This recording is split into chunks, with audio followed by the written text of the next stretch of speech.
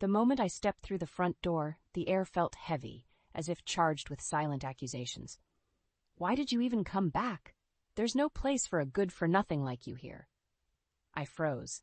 The voice belonged to Franklin, my stepfather, the man who'd made my life a living hell since I was 16.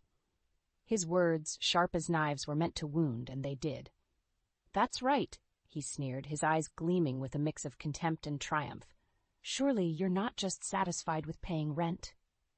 The house hadn't changed much since I'd left it behind years ago. Same old pictures on the walls, same furniture, only now they seemed to echo the emptiness of any warmth or love. I had been away, building a life, away from this toxicity, yet here I was, back in the lion's den. I have been paying for 22 years, I managed to say, my voice steady despite the storm raging inside me. I thought I was helping out the family. Franklin's laugh, cold and harsh, filled the room. Helping? You think throwing money at us is helping? You abandoned us, Eliza. You left when your mother and I needed you the most. My stepsister, Clara, stood beside him, her expression mirroring his. Paying is a given. What else are you good for? She spat out, her words slicing through the last thread of hope I had for any reconciliation. The injustice of it all burned within me. I had worked tirelessly, sacrificing my dreams and ambitions, all in the name of family duty. Yet here they were, reducing my efforts to mere financial transactions. My mother wasn't always like this, I said, more to myself than to them. She changed after marrying you. Franklin's face hardened. If you hate paying so much, then just stop. But we both know you won't, because deep down, you're just scared and guilty. I felt the room spin, his words hitting too close to home. But then, something within me snapped. The fear and guilt that had shackled me for so long suddenly felt lighter. Then I'll do just that. I'll stop, I declared, my voice firmer than I felt. You won't be able to, Clara said, smirking. You're too weak. Their disbelief was palpable, but so was my determination. Watch me. I turned to leave, their mocking laughter echoing behind me. As I stepped out of the house, the cool air felt like a balm. I had made my decision, and there was no turning back. The drive back to my own home was a blur, my mind racing with the implications of what I'd just done. Would they retaliate? Could I really cut ties with my family, however toxic they were? But as I parked the car and walked up to my front door, a sense of relief washed over me. I was home, truly home, where I could be myself, free from judgment and expectations. I had finally taken the first step towards reclaiming my life, and though the road ahead was uncertain, I knew I was ready to face whatever came my way. The silence of my own living room was a stark contrast to the chaos I had just left behind. It gave me a moment to breathe, to let the echoes of the past wash over me. But the peace was short-lived. The ringing of my phone cut through the quiet like a siren, jarring me back to reality. I glanced at the caller ID, Mom. My heart sank. Taking a deep breath, I answered, bracing myself for what was to come. Eliza, what's this I hear about you not paying anymore? Her voice was sharp, a knife ready to cut. I've decided it's time to stop, Mom. I can't keep living like this, I replied, trying to keep my voice steady. You can't or you won't, she retorted.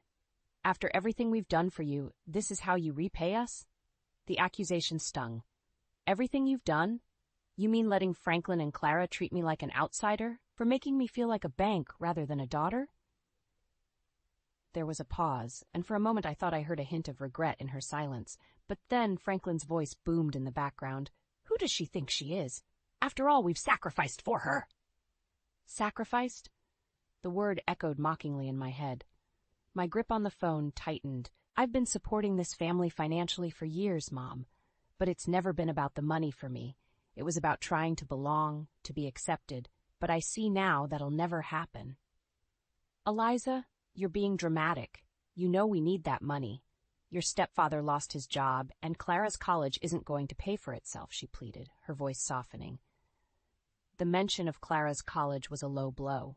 They knew how much I had given up for this family, how much I had wanted to go to college myself. But there was no point in arguing. My decision was made. Mom, I'm sorry.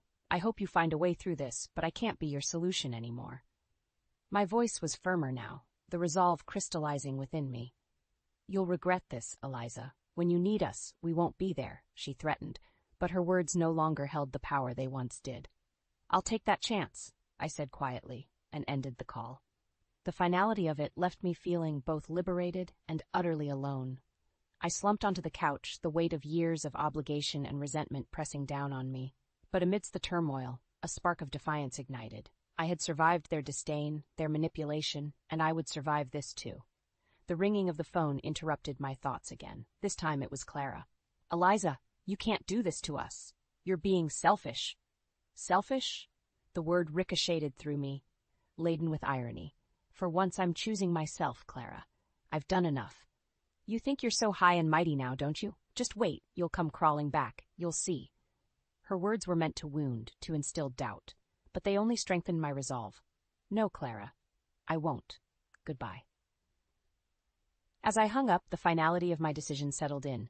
I was no longer the Eliza who sought their approval, who sacrificed her own happiness for their sake. I was free, and though the future was uncertain, it was mine to shape. I looked around my home, the life I had built away from them, and for the first time in a long time I felt a sense of peace. It was going to be okay. I was going to be okay. The next few days passed in a blur of routine, each moment shadowed by the looming confrontation I had left behind. Work was my only solace, a place where I could drown the whispers of doubt and the echoes of my family's scorn. But even that refuge was breached one afternoon. Eliza, can I have a word? My boss, Mr. Thompson, called me into his office with a concerned look. The moment I stepped in, I knew it wasn't about work. I received a call from someone claiming to be your father, he started, his voice laden with unease. My heart sank. Franklin?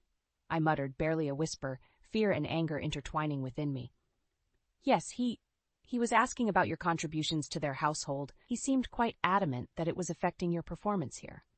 Mr. Thompson's eyes searched mine, looking for an explanation. Anger flared within me, not just at Franklin's audacity, but at the invasion of my professional life. I assure you, my personal matters haven't affected my work. I'm sorry he involved you in this. Mr. Thompson nodded, understanding yet still concerned. Eliza, I know it's not my place, but if there's anything we can do to help. I shook my head, a mixture of gratitude and resolve stiffening my spine.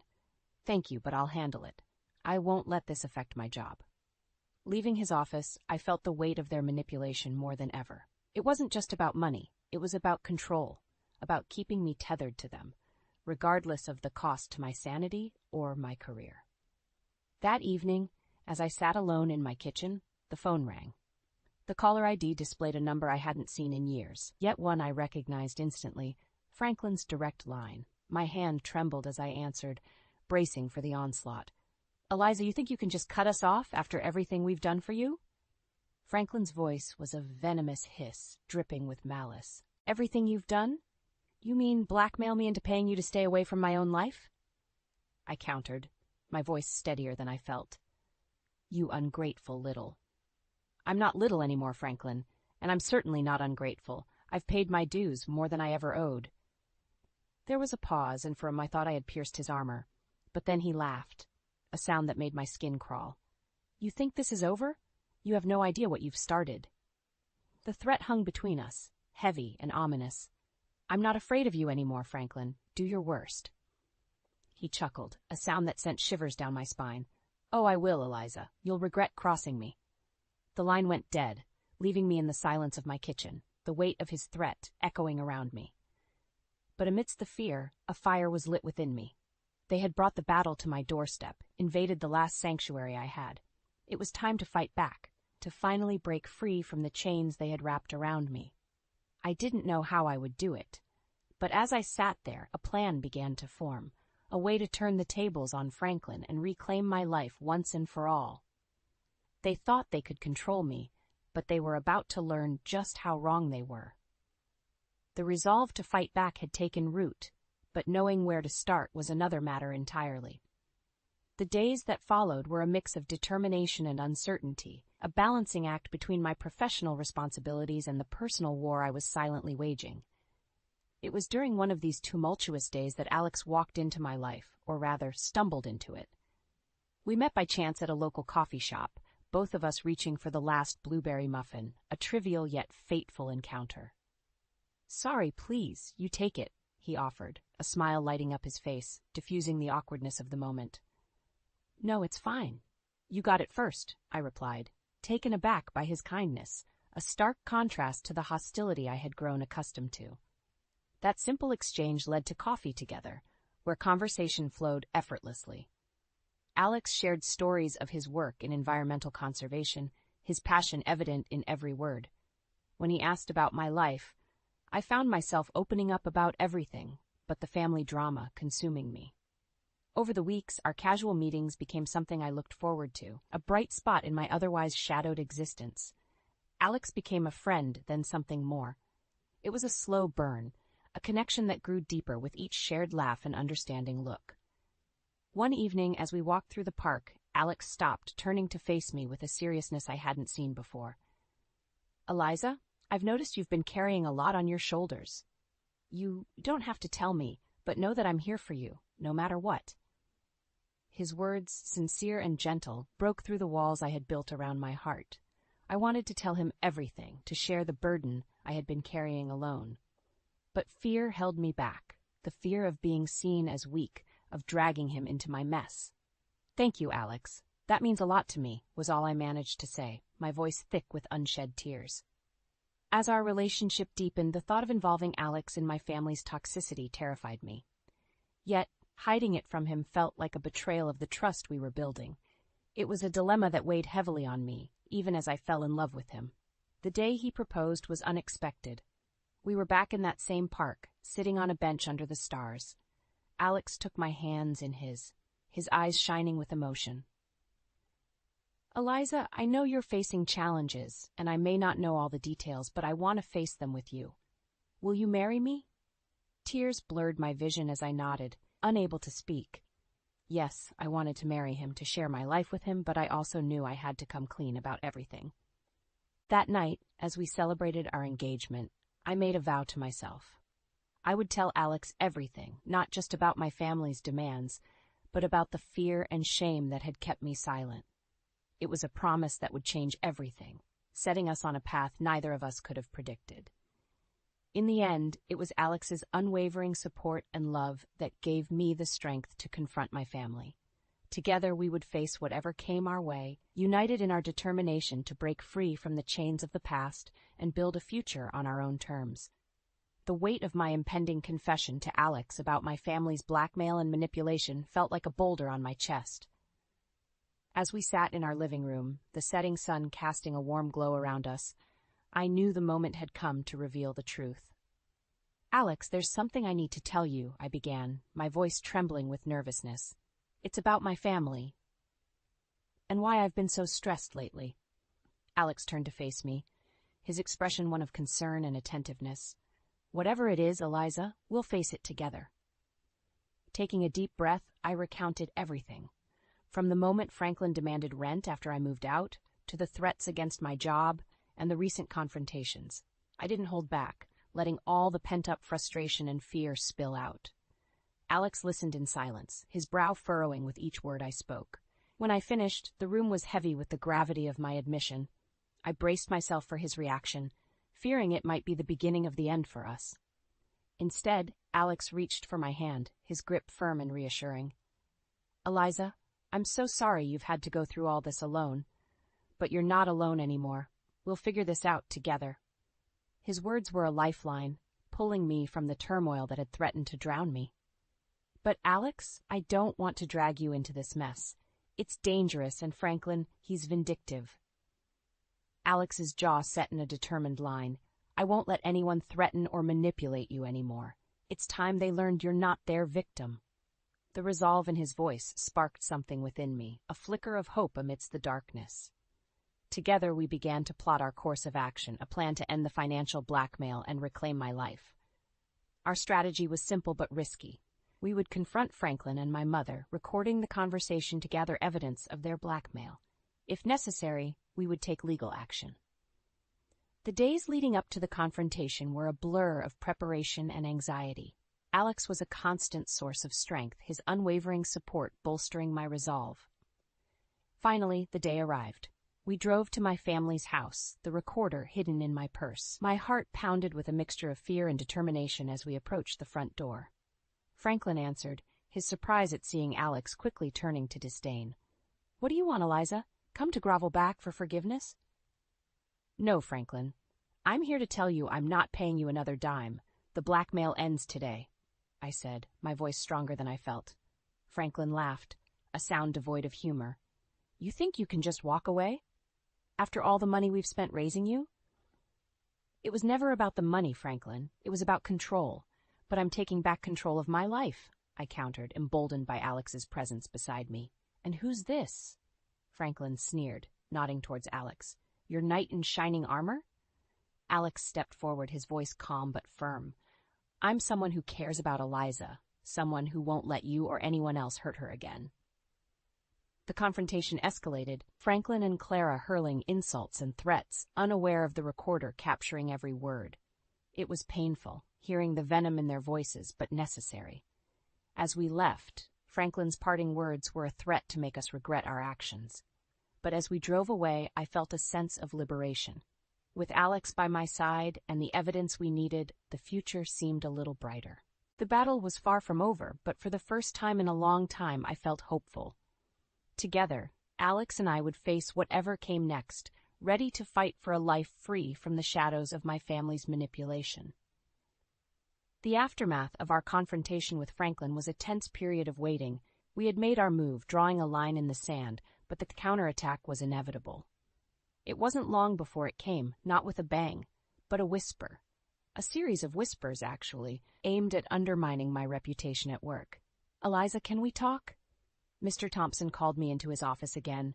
This time his face was more grave than concerned. "I've been hearing some troubling rumors about your financial stability and ethics. Care to explain?" The rumors, no doubt spread by Franklin in a vindictive attempt to sabotage me, were a low blow. Yet, faced with the potential destruction of my professional life, I chose to confront the issue head-on. "Those rumors are part of a targeted attack against me by a family member I've recently stood up to," I explained, presenting the recordings we had made as evidence of the harassment and blackmail I was subjected to. Mr. Thompson listened to the recordings with growing disbelief and anger. "I had no idea. Eliza, I'm sorry you're going through this. We'll stand by you." Bolstered by Mr. Thompson's support, Alex and I decided it was time to escalate matters. We contacted a lawyer, prepared to file charges against Franklin for extortion and harassment.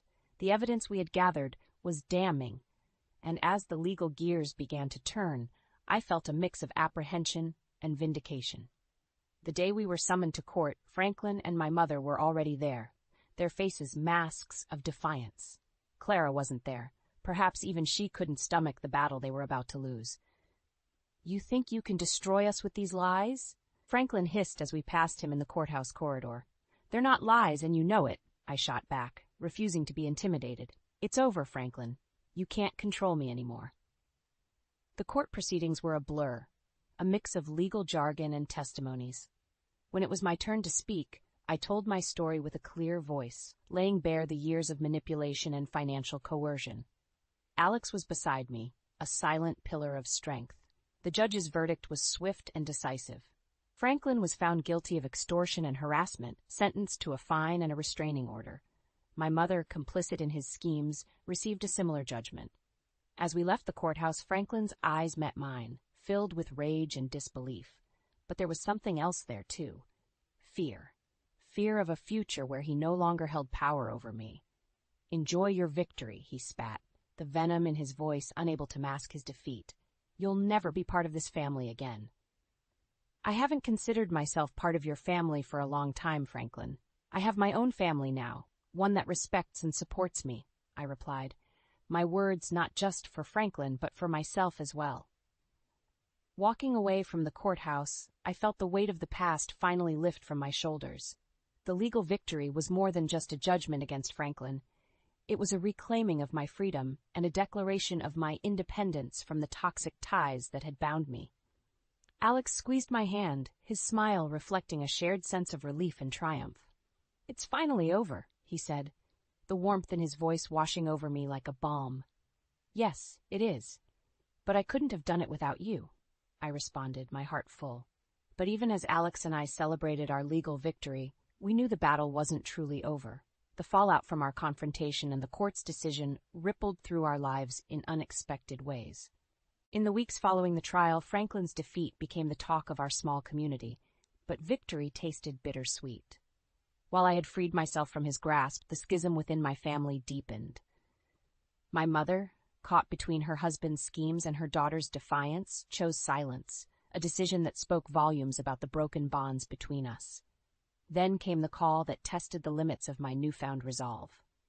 It was Clara, her voice barely a whisper across the line, a stark contrast to her previous bravado. "Eliza, can we meet, please?" she pleaded, the arrogance gone, replaced by vulnerability. Against Alex's wary advice, I agreed. We met at a neutral cafe, the air between us heavy with unspoken words. "Eliza, I'm sorry," Clara began, her eyes downcast. "I didn't know how bad things were. Playing hardball." "Playing hardball?" I echoed, incredulous. "Clara, your father threatened my job, my life. You stood by him." "I know, and I'm sorry. I was wrong," she admitted, her voice cracking. "He's lost everything now, his job, his reputation. Mom's barely speaking to him, and I'm left picking up the pieces." Her confession didn't erase the years of hurt, but it cracked the door to a possible reconciliation. Still, I remained cautious, aware that the path to forgiveness was long and fraught with potential pitfalls.